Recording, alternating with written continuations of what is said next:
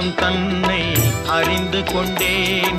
உன் முத்தான தத்துவமே புரிந்து கொண்டேன். முருகா உன் குணம் தன்னை அறிந்து கொண்டேன். உன் முத்தான தத்துவமே புரிந்து கொண்டேன்.